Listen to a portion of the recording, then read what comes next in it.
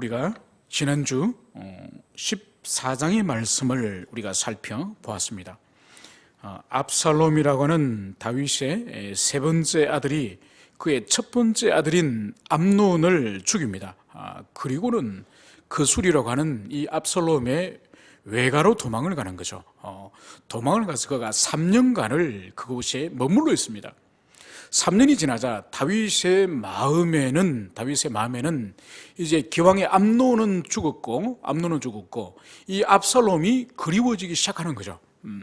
그것을 가장 가까이 있는 바로 자신의 신복이었던 요압이 알 정도로 다윗의 마음이 이 압살롬에게 기울어졌다는 것을 이 암논이 알고 요압이 알고, 그리고 요압이 하나의 꾀를 내었습니다. 그것이 바로 14장에 있는 드고아의 한 지혜로운 여자를 매수하여서 그 여자로 하여금 과부인 것을 가장하고, 그리고 그 과부인 그 여인에게 두 아들이 있었는데 바로 한 아들이 다른 아들을 들판에서 쳐 죽이고 이제 하나의 아들이 남았는데 일가 친척들이 이제 형제를 죽인 그 아들마저도 내놓아라 그러고 피해 복수를 하겠다는 그런 어려움이 그 집안에 있었다는 거죠.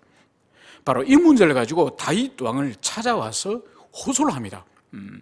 그때 다윗 왕은 이 이야기를 모두 듣고 불쌍한 과부의 그 형편을 보고 그가 하나님께 기도를 하거나 아니면 그가 신중함을 잃어버리고 바로 그 여인을 향해서 너의 살아남은 아들 중에 그 아들은 머리털 하나도 상하지 않게 할 것이다.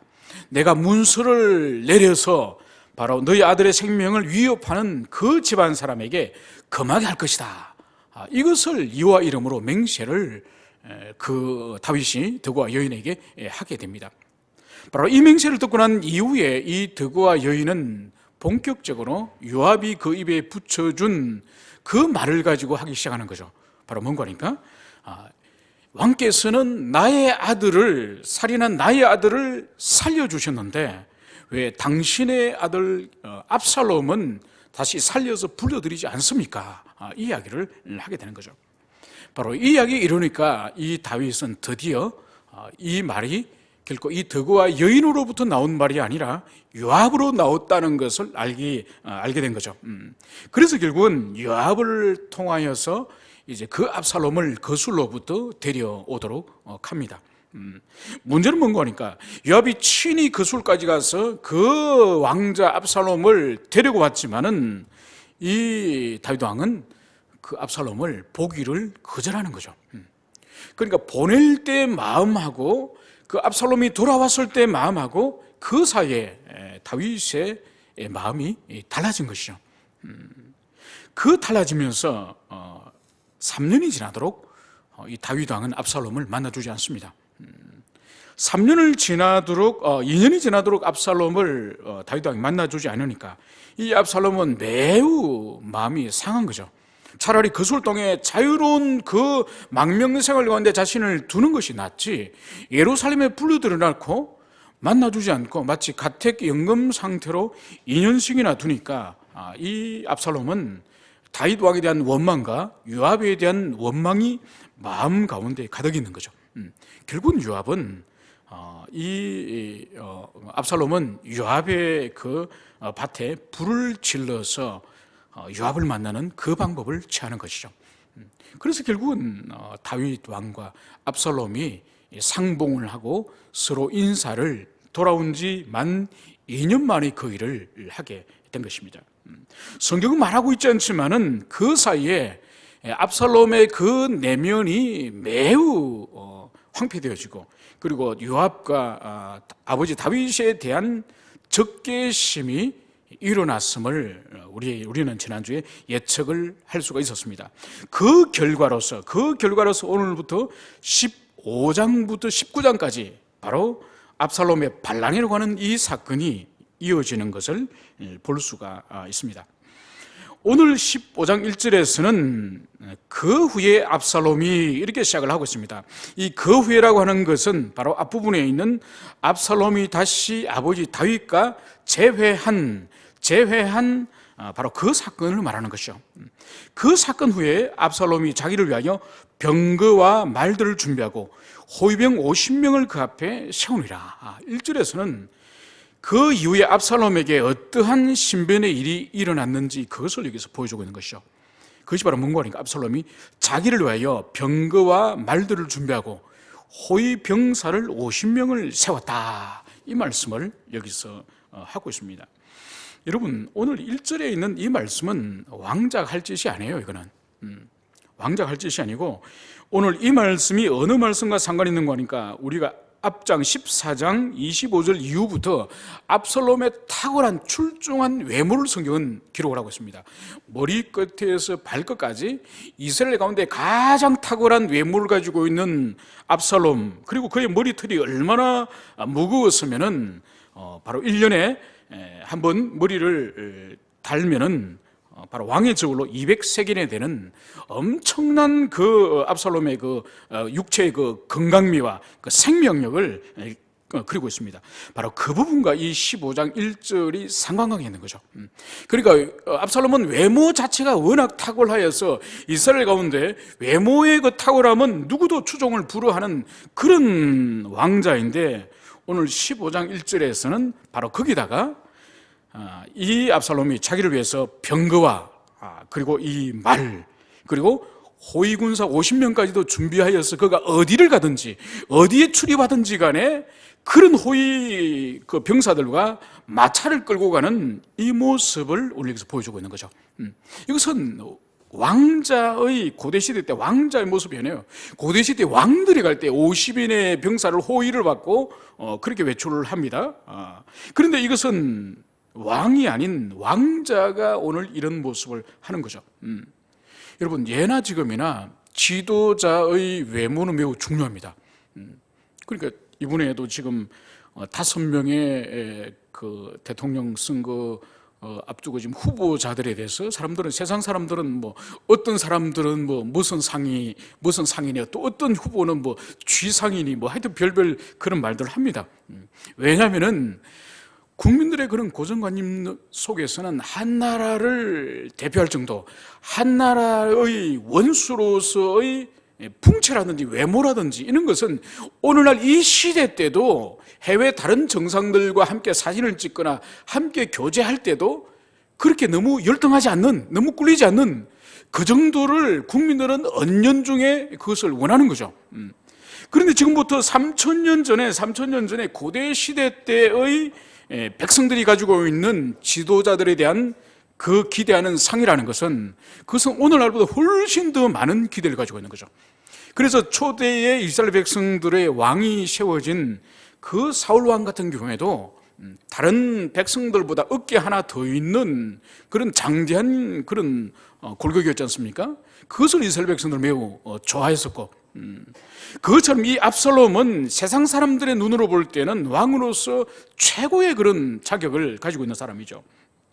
그래서 육체의 그런 자격을 가지고 있을 뿐만 아니라 오늘은 더 나아가서 오늘 바로 호위병과 말과 병거를 따로 준비하여서 그 50명을 대동하고 그 출입을 할 정도로 바로 이 압살롬은 벌써 내면에 어떤 보관을 가지고 있다는 것을 오늘 1절에서 보여주고 있습니다.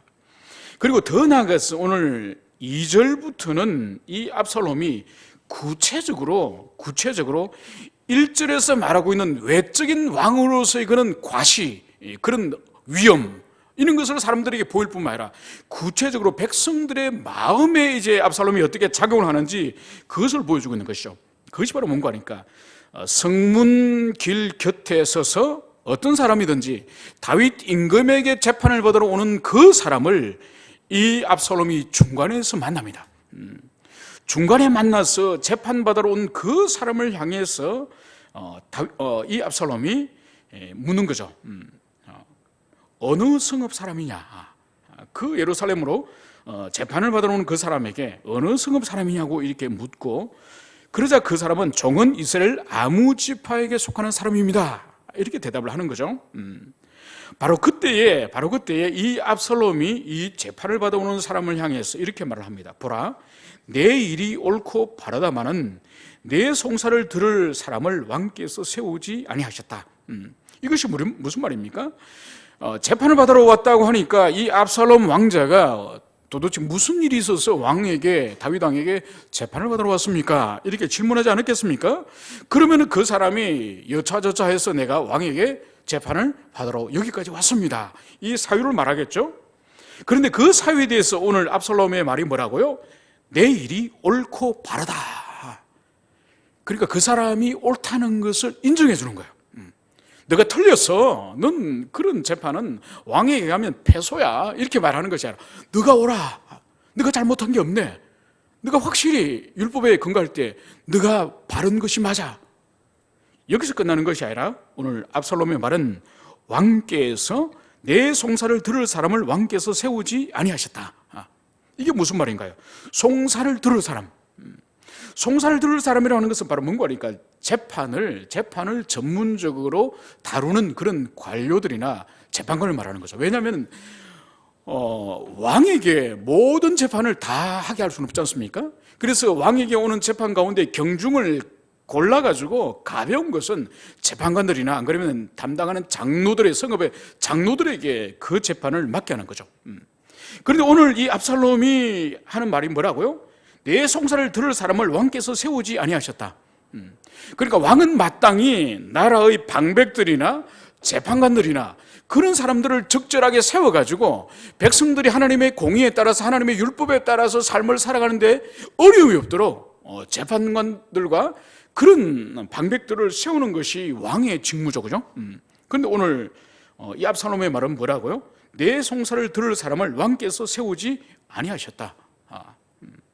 그러니까 이 압살롬의 말에는 다윗 왕에 대한 뭐가 있습니까? 비난이 있죠, 비난.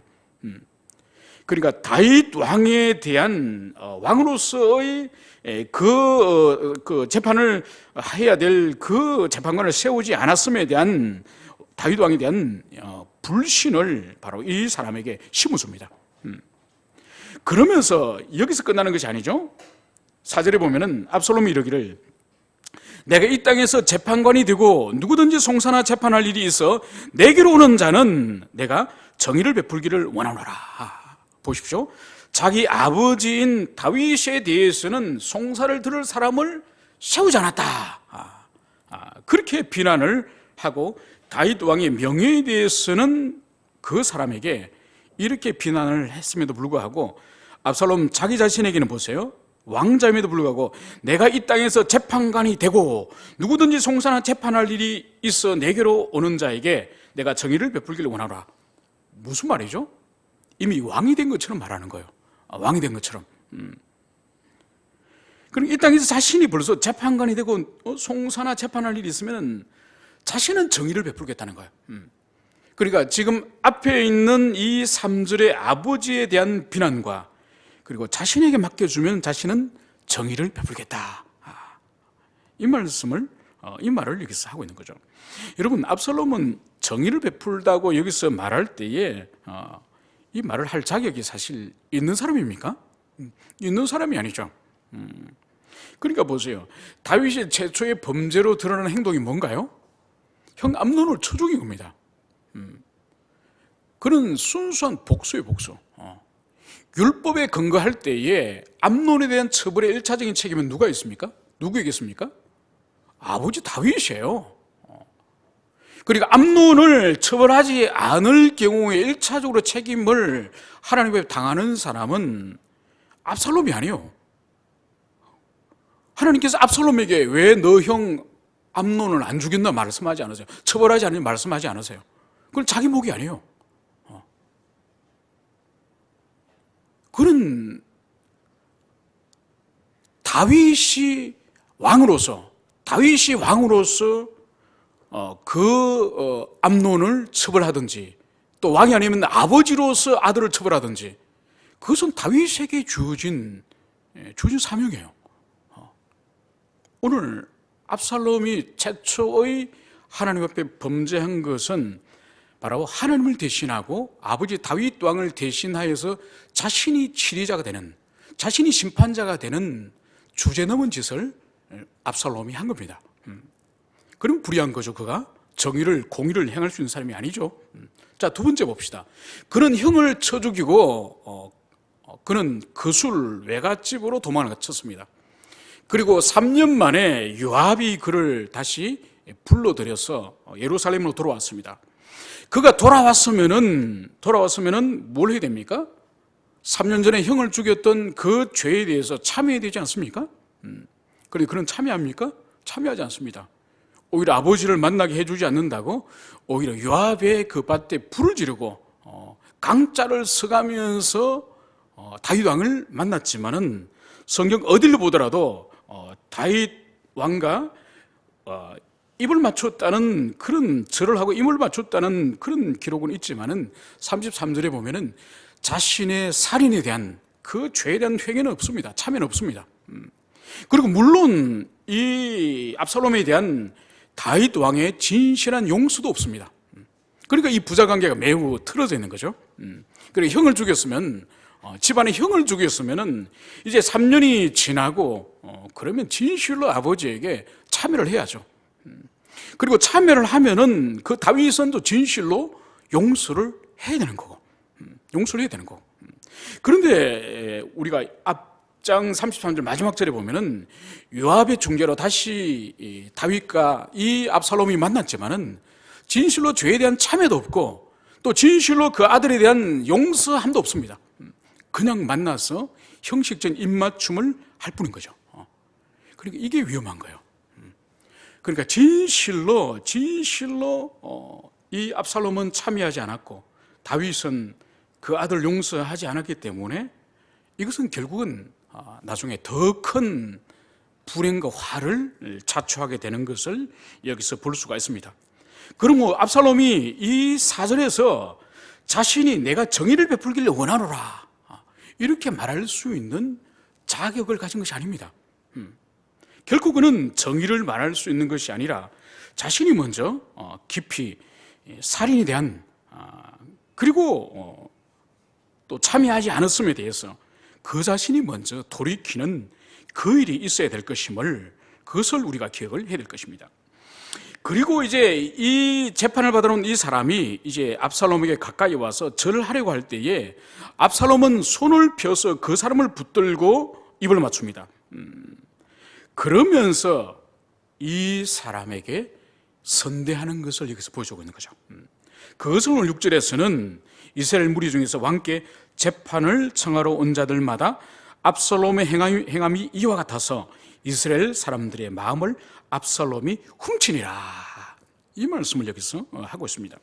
여러분, 이스라엘 백성들은 누구 한 사람을 바라봐야 됩니까?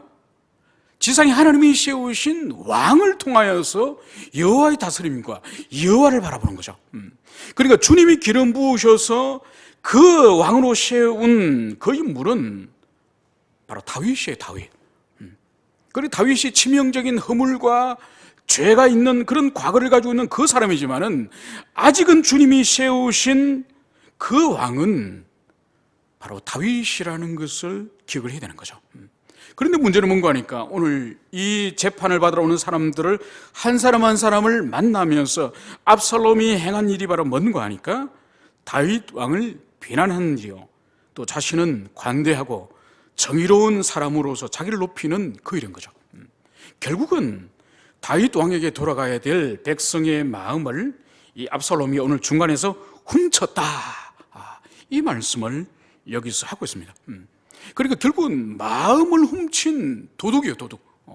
이것이 얼마나 큰 죄입니까?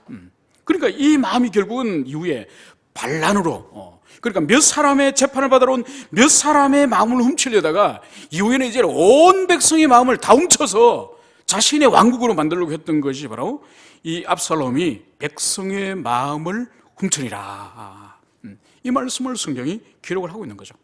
이것은 오늘날도 마찬가지예요. 그죠? 오늘날도 그리스도 예수께 돌아가야 될 성도의 마음, 오직 주님께서만 영광을 받으시고 주님께만 돌아가야 될 그 주님의 명예, 주님의 영광, 그것을 훔치거나 가로채서는 안 되는 거죠. 이건 오늘날 우리들이 모두에게도 적용되는 것이죠.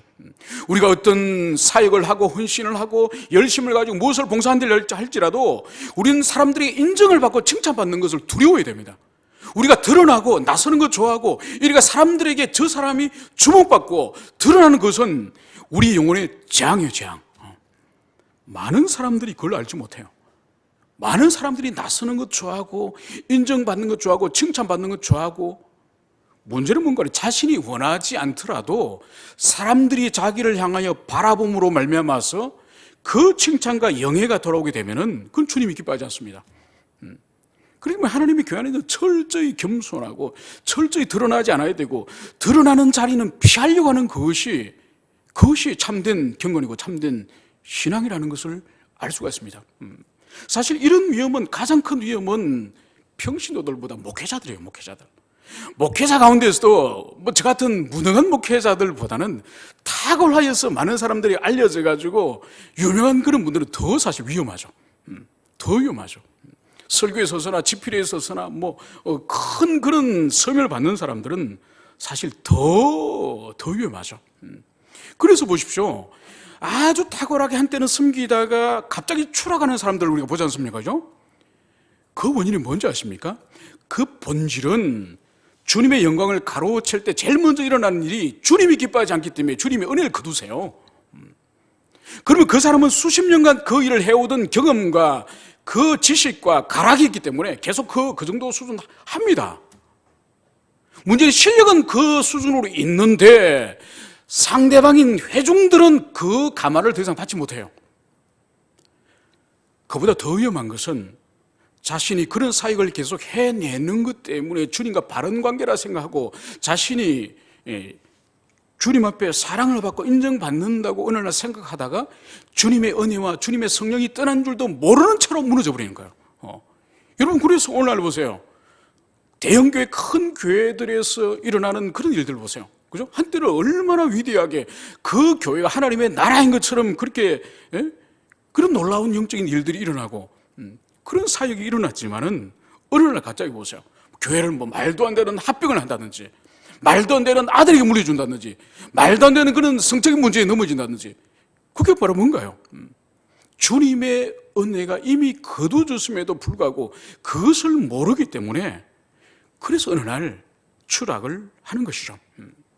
오늘 이 압살롬은 보십시오. 철저하게 백성들 앞에 자기를 높이고 자신의 아버지인 다윗 왕을 경멸하는 이런 사역을 오늘 하고 있는 것이죠. 그것을 오늘 성경은 백성의 마음을 압살롬이 훔쳤다, 이 말씀을 여기서 하고 있습니다. 오늘 7절에서는 드디어 이런 일이 벌써 4년이 지난 후라고 오늘 성경을 말하고 있습니다. 4년 만에 압살롬이 왕께 아뢰되 내가 여호와께 서원한 것이 있사오니 청하건대 내가 헤브론에 가서 그 서원을 이루게 하소서. 여러분, 이 압살롬이 얼마나 무서운 사람인지 몰라요. 얼마나 치밀한지. 그러니까 백성들이 재판을 받으러 올 때에 성문 앞에서 그 사람들의 마음을 빼앗고, 그리고 백성들에게 자신이 외출을 하고 출입할 때에 50명의 호위병사를 데리고 그 병마를 가지고 백성들 앞에 자신의 위엄을 드러낸 그 4년 만에 오늘 성경은 드디어 자신의 아버지에게 나가서 오늘 어떤 말을 합니다. 그것이 바로 뭔가 하니까, 자신이 거술에 있을 때, 그러니까 정치적으로 망명 가 있을 때에 바로 내가 예루살렘으로 만약 돌아갈 수 있다고 한다면은, 내가 다시 예루살렘으로 돌아간다면 헤브론으로 가서 내가 하나님께 제사를 드리고 하나님을 섬기겠습니다. 이 약속을 아버지에게 말을 합니다. 내가 이런 약속을, 서원을 하나님과 하였기 때문에 내가 이제 헤브론으로 가서 그곳에서 하나님께 제사를 드려야 되겠습니다. 자식이 하나님을 섬기고 하나님께 예배하겠다는데 누가 말릴 아버지가 있겠습니까? 오늘 다윗 왕은 흔쾌히 바로 평안히 가라고 이 압살롬이 이제 헤브론에 가서 하나님을 섬기고 예배할 것에 대하여서 기꺼운 마음으로 보내주는 것을 볼 수가 있습니다. 여러분, 이 압살롬의 마음을 보십시오. 그의 마음에는 지금 하나님을 섬길 진정한 마음이 있습니까? 아니죠, 그죠? 그러니까 지금 자신이 지금 반란을 지금 기도하고 있고 반란을 계획하고 있으면서 오늘 헤브론으로 가서 하나님을 섬긴다고 말하고 있습니다. 그러니까 이 압살롬에게 있어서는 하나님에 대한 경외심이 전혀 없다는 것을 볼 수 있죠. 그러니까 그 자신이 제사를 드리고 예배하는 것조차도 자신의 반역에 대한 위장술로서, 그리고 아버지에게 지금 자신이 반역을 꾀하러 가는 것이 아니라 하나님을 제사하고 예배드리러 간다고 그렇게 속이는 모습을 보는 거죠. 그러니까 가장 신령한 제사와 예배마저도 바로 이 악을 꾀하는데 이 압살롬은 과감하게 사용한다는 것을 여기서 볼 수 있는 것이죠. 그래서 결국은 10절에 보면 압살롬이 이제 정탐을 이스라엘 모든 지파 가운데 두루 보냈다고 말씀을 하고 있습니다. 그러니까 자신을 추종하는 정탐들을 이스라엘 온 지파 가운데 이제 두루 보내가지고 이제 그가 이런 말을 하는 거죠. 너희는 나팔 소리를 듣거든 말하기를 압살롬이 헤브론에서 왕이 되었다 하라. 그러니까 이스라엘 백성들이 살아가는 전역에 자신의 그 정탐꾼을 보내가지고 이제 압살롬이 신호를 보내기만 하면은 그 나팔 소리를 듣기만 하면은 이제 드디어 압살롬이 헤브론에서 왕이 되었다. 이 말을 선포하라고 압살롬은 그렇게 지령을 내리는 것을 볼 수 있습니다. 바로 이때 오늘 11절에 보면은 청함을 받은 200명이 압살롬과 함께 예루살렘에서부터 헤브론으로 내려갔으니 그들은 압살롬이 꾸민 그 모든 일을 알지 못하고 그저 따라가기만 한 사람이라. 여러분, 오늘 압살롬은 자신이 반란을 기도할 때에 혼자 하는 것이 아니라 오늘 200명의 사람들을 초청하였고 그 사람들을 헤브론으로 압살롬이 함께 데려갔다고 성경 말씀을 하고 있습니다. 이때 압살롬으로부터 초청받은 200명은 누굴까요? 이 200명은 아마 다윗 왕실의 고관 대작들 그 사람이지 않을까요? 그죠? 그러니까 이 압살롬이 이 측면을 보세요. 4년 동안 그 일을 하고 그리고 나서 이 왕실에 있는 이 200명의 사람들도 아무도 눈치를 채지 못할 정도로 이 사람들을 엄밀하게 지금 헤브론으로 초청하여 불러 내려가는 거죠. 그 200명들은 아무도 압살롬의 계획에 대해서 지금 알지 못하고 있다. 성경은 이렇게 기록을 하고 있습니다.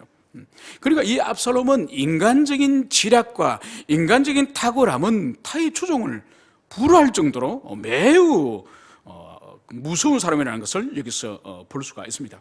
그래서 그들은 이 모든 일을 알지 못하고 그저 따라가기만 한 사람이라 이렇게 말씀을 하고 있습니다.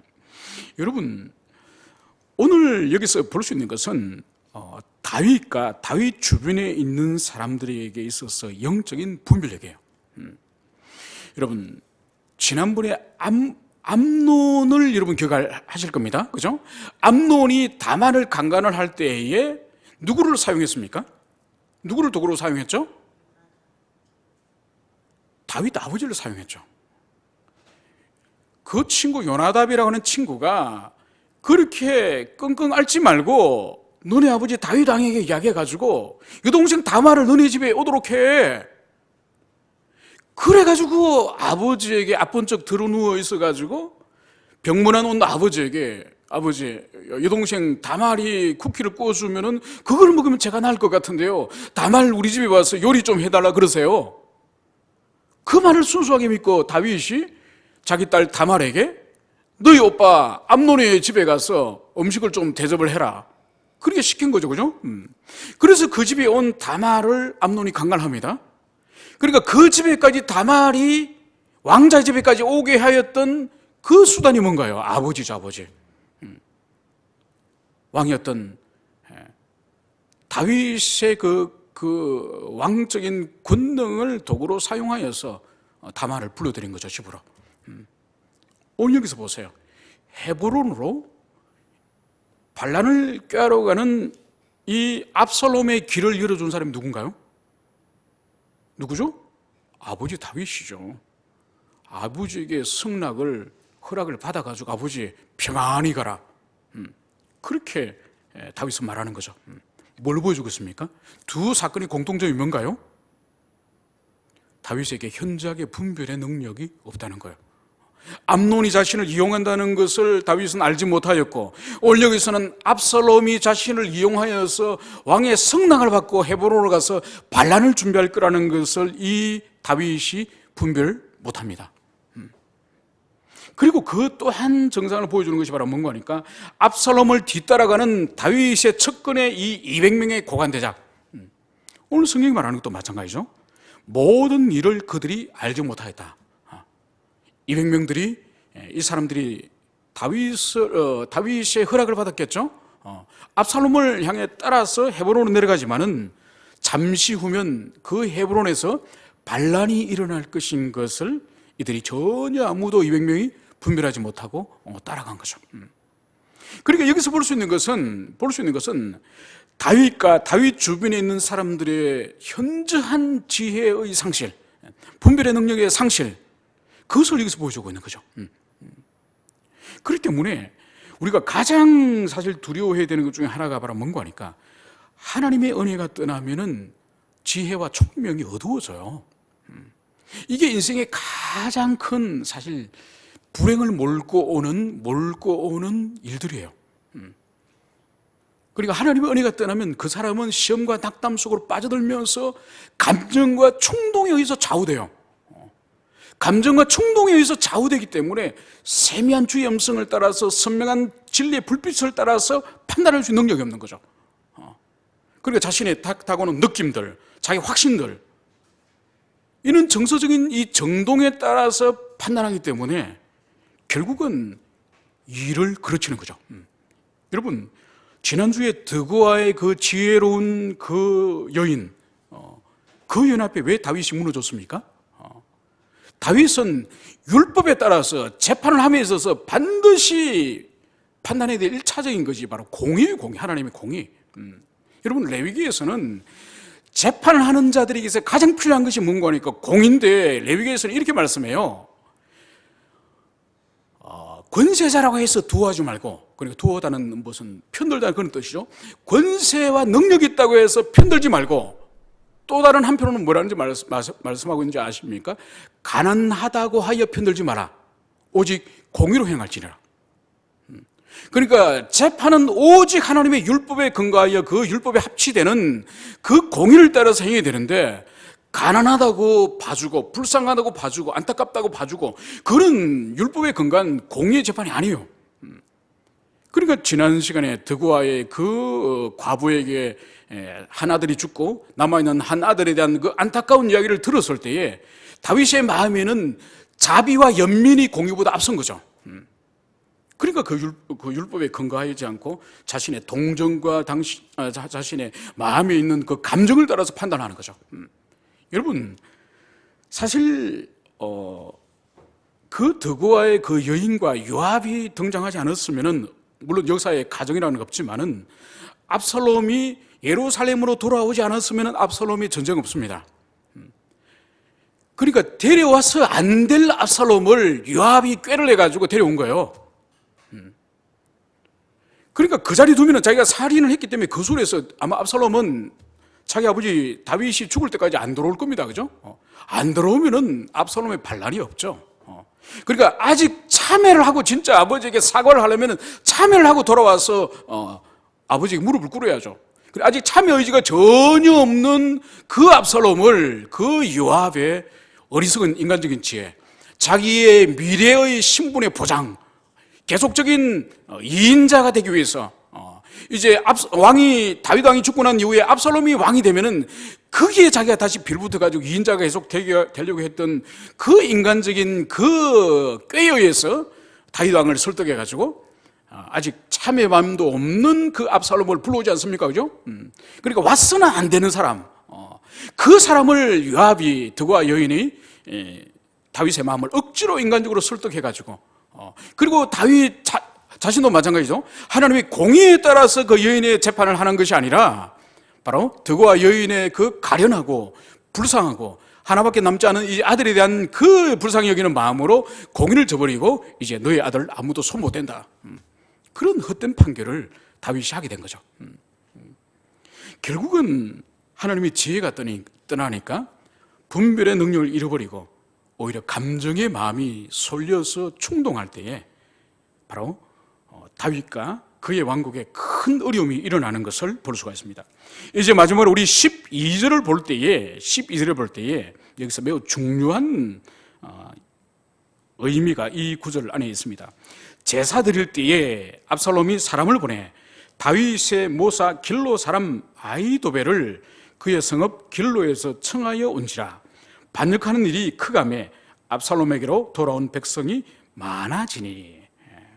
여러분, 여기서 오늘 볼 때에 오늘 압살롬이 하나님을 제사를 드리는 중에서도 오늘 뭘 하죠? 모반을, 반역을, 지금 제사 드리는 가정 가운데서도 반역을 꾀하는 모습을 여기서 봅니다. 여러분, 하나님께 번제를 드리고 하나님께 화목제를 드리고 하나님께 이렇게 짐승의 피를 흘리면서 제사를 드리고 이 예배 현장 가운데에서도 인간의 마음은 한편으로는 죄를 꿈꾸고 있는, 반역을 꿈꾸고 있는 이런 마음을 우리 여기서 보여주고 있는 거죠. 이것은 단 압살롬만을 말하는 것이 아닙니다. 우리 인생 모두가 이 압살롬처럼 바로 하나님의 은혜를 떠나고 하나님의 그 손길이 멈춰져 버리면은 바로 가장 거룩한 제사 드리는 그 현장 가운데서도 모반을 꿈꾸는 그런 자들이 될 수 있다는 것을 볼 수 있습니다. 그러면서 오늘 여기서 볼 수 있는 것은 제사 드릴 때 이 압살롬이 한 사람을 보냅니다. 이 한 사람이 누구냐? 바로 다윗의 모사 길로 사람 아히도벨이라는 사람이에요. 여러분, 이 사람은 매우 다윗에게 중요한 사람이에요. 그리고 압살롬에게 매우 중요한 사람이에요. 그러니까 이 사람이 어느 정도 중요한 거니까 이 사람에 대한 설명을 16장 23절 우리 한 구절만 읽어볼까요? 사무엘하 16장 23절, 이 아히도벨의 인물이, 이 사람이 다윗에게 있어서나 이 압살롬에게 있어서 어느 정도 비중의 인물인지 16장 23절을 우리 한 목소리로 읽겠습니다. 시작. 그때에 아히도벨이 베푸는 계략은 사람이 하나님께 물어서 받은 말씀과 같은 거리라. 아히도벨의 모든 계략은 다윗에게나 압살롬에게나 그와 같이 여겼더라. 여러분, 오늘 성경이 분명히 말씀하고 있는 것처럼 이 아히도벨은 삼국지의 유비로 친다면은 제갈공명 같은 사람이에요. 그러니까 제갈공명 같은 사람이 사실은 삼국을 통일할 수 있는 그런 지혜나 명철을 가지고 있었던 것처럼 이 아히도벨이 실제로 가지고 있는 그 지혜와 계략은 그 시대 사람들이 어떻게 여겼다고요? 하나님께 물어서 받은 말씀과 같이 아히도벨의 말을 하나님 말씀처럼 여겼다고 그렇게 말하는 거예요. 그러니까 그것이 다윗에게 있어서나 압살롬에게 있어서도 마찬가지라는 거죠. 그러니까 이 두 사람, 압살롬과 다윗에게 있어서 이 아히도벨의 이 계략과 이 모략은 하나님이 말씀하시는 것처럼 받아들일 정도로 이 사람이 가지고 있는 지혜가 얼마나 탁월한지 그것을 여기서 보여주고 있는 거죠. 그런데 오늘 사람을 보내가지고 이 아히도벨을 압살롬이 어떻게 했다고? 헤브론으로 불러들이는 거예요. 여러분, 그런데 이 아히도벨이라는 사람이 여러분 누군지 궁금하지 않습니까? 아히도벨이라는 사람? 오늘 아히도벨이라는 이 사람을 오늘 성경은 길로 사람이라고 말하고 있습니다. 길로. 이 길로는 어딘가 하니까 유다 지파 땅 안에 있는 길로예요. 길로 성읍이에요. 그러면 이 아히도벨은 다윗과 함께 유다 지파 사람이에요. 그리고 이 사람에 대해서, 이 아히도벨에 대해서 성경이 말하고 있는 것은 이 사람의 가족 관계를 성경이 정확히 말해요. 아히도벨의 아들은 엘리암이요. 아히도벨의 아들은 엘리암이라는 거예요. 여러분, 엘리암이라는 인물이 누군지 아십니까? 엘리암은 이 사무엘의 제일 마지막에 가면은 다윗의 가장 측근의 용사 중에 용사 30용사가 있습니다. 그 용사 중에 한 사람이 엘리암이에요. 그리고 얼마나 훌륭합니까? 그죠? 그리고 이 아히도벨의 이 모략가, 하나님의 음성으로 듣는 이 아히도벨의 아들이 다윗의 장수 중에 장수 30명 장수 가운데 한 사람인 엘리암이에요. 엘리암. 여러분, 엘리암이 또 누군지 아십니까? 엘리암은 사무엘하 11장 3절에 엘리암이 누군지를 정확히 기록합니다. 엘리암이 바로 누군가 하니까 바세바의 아버지예요. 바세바의 아버지예요. 그러면 이 아히도벨, 압살롬 편에 선 이 아히도벨이 그러면 바세바의 누구죠? 할아버지예요. 여러분, 이제 감이 옵니까? 왜 이 다윗의 최측근의 지략가 이 아히도벨이 다윗을 버리고 압살롬 편에 서서 반란을 꾀하게 됐는지 여러분 이제 짐작이 갑니까? 그러면 죽은 우리아는 누구죠? 이 아히도벨은 누구죠? 손주사위죠. 손주사위. 여러분, 다윗이 벗은 여인이 누군지를 사람을 보내서 알아보겠습니다. 그 돌아온 전령이 그 사람에 대해서 뭐라고 말하는 거니까 바로 엘리암의 딸이요 우리아의 아내 바세바가 아니니까. 그러면 이 바세바라고 하는 이 여인에 대하여 두 가지 인간관계를, 다윗과 인간관계를 말해준 거예요. 바로 자신의 그 용사 우리아, 그 충성스러운 우리아의 부인이고, 또 자신의 충성스러운 그 엘리암의 딸이는 거예요. 이 바세바가. 그 30 용사 가운데 우리아도 들어가고 엘리암도 들어가요. 그 두 장수가 지금 다 전쟁터에 있는 거예요. 두 장수가 다 전쟁터에 있는데 이 바세바가 자기가 사랑하는 그 충신 우리아의 아내이기도 하고 자기가 사랑하는 충신 엘리암의 딸이기도 해요. 그럼에도 불구하고 이 여인을 불려들여서 짓밟아 버렸습니다. 이거를 할아버지였던, 짓밟힌 바세바의 할아버지였던 아히도벨이 몰랐겠습니까? 그러니까 이 아히도벨이 예루살렘에 있지 않고 길로에 있는 거죠. 길로에 있다는 말은 뭔가요? 예루살렘을 떠났다는 거예요. 왜 떠났겠습니까? 아마 다윗의 그 끔찍한 그 간음과 그 살인의 사건 이후에 이 아히도벨이 자기 고향으로 낙향한 거죠. 더 이상 다윗의 참모로서, 다윗의 모사로서 사역하는 것이 아니라 이제 관계를 끊고 고향으로 간 거죠. 이 관계를 정확히 압살롬이 알기 때문에 아버지에 대하여 복수의 마음을 품고 있고 원한을 품고 있는 이 바세바의 할아버지 아히도벨을 불려들여가지고 자기 반란의 모사로서 드디어 사용하는 것을 보는 거죠. 여러분, 성경에서 어떤 한 인물이 어떤 행위를, 선한 행위를 하든지 악한 행위를 하든지 간에 그것이 즉흥적으로 일어나지 않습니다. 그 원인은 때로는 수년에서 긴 세월 이전에 그 원인이 있습니다.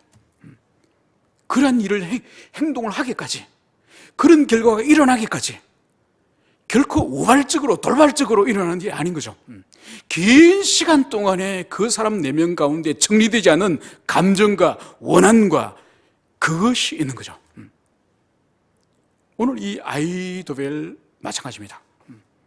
이 아히도벨 한때는 하나님께 서임받고 다윗의 모사로서 다윗이 위기에 처할 때마다 지혜와 그 지략을 주었던 이 아히도벨이지만은 우리가 나중에 살펴보겠지만은 마지막에 자살로 끝납니다. 왜냐하면은 이 아히도벨 또한 압살롬과 같은 사람이거든요. 왜냐하면은 이 아히도벨 또한 다윗을 자기 손으로 심판하려고 한 사람이에요. 그것도 다윗의 아들 압살롬의 손을 빌려서 다윗을 치려고 한 사람이에요. 그러니까 압살롬이 하나님을 대신하여, 아버지를 대신하여 암논 형을 죽였다고 한다면은 이 아히도벨 또한 하나님을 대신하여 다윗의 아들인 압살롬의 칼을 빌려서 다윗을 심판하려고 했던 거죠. 뭘 보여주는 거죠? 이들이 아무리 그들이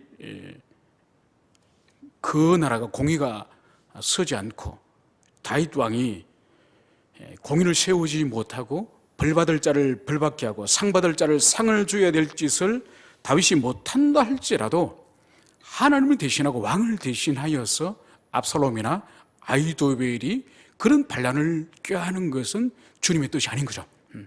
결국은 이 아히도벨과 이 압살롬은 이 압살롬의 반란에서 결국은 죽음으로 끝납니다. 압살롬은 창에 찔려서 비참하게 죽임을 당하고 자신이 그토록 탐스럽게 여겼던 그 머리카락이 상수리나무에 걸려서 바로 자기가 탁월하게 여겼던 그것으로 죽임을 당하고, 바로 이 아히도벨 또한 마찬가지예요. 그 자살하게 되는 결정적인 계기가 자신이 압살롬에게 진술한 그 지략이 거부됨으로 말미암아서, 자기 지략으로 말미암아서 자살합니다. 결국은 하나님의 뜻이 이 다윗을 향해서 엄중하게 집행되는 거죠. 한편으로는 너의 집안이 칼이 떠나지 않을 것이다. 재화가 끝나지 않을 것이다. 집안에서 환란이 이제는 국가적인 반란으로 일어나는 거죠. 그래서 한 사람의 죄가, 지도자의 한 사람의 죄가, 그것이 얼마나 그 사람 개인의 영혼뿐만 아니라 공동체 전체에 큰 재화로 미치는지 오늘 그것을 보여주는 거죠. 그럼에도 불구하고 다윗을 친히 보복하고 친히 심판하려고 했던 압살롬이나 이 아히도벨 또한 하나님의 심판에 의해서 그들 또한 비참한 죽음을 당한다는 것을 여기서 보여주고 있습니다. 이 말씀을 통해서 우리 자신 가운데 우리가 죄를 얼마나 두려워야 될지 주님께서는 그 예고하셨던 그 말씀이 다윗의 인생 가운데 그 국가와 나라 가운데 그대로 때가 되면은 이루어지는 이 하나님의 엄중한 이 말씀 앞에 우리가 두렵고 떨어야 될 것입니다. 그리고 하나님께서 하셔야 될 그 일에 대해서 압살롬이나 아히도벨은 자기의 분수를 넘어서는 이 일을 함으로 말미암아서 그들 또한 심판을 받는 그 위치에 있었다는 것을 오늘 이 말씀은 우리들에게 경고하고 있습니다. 기도합시다.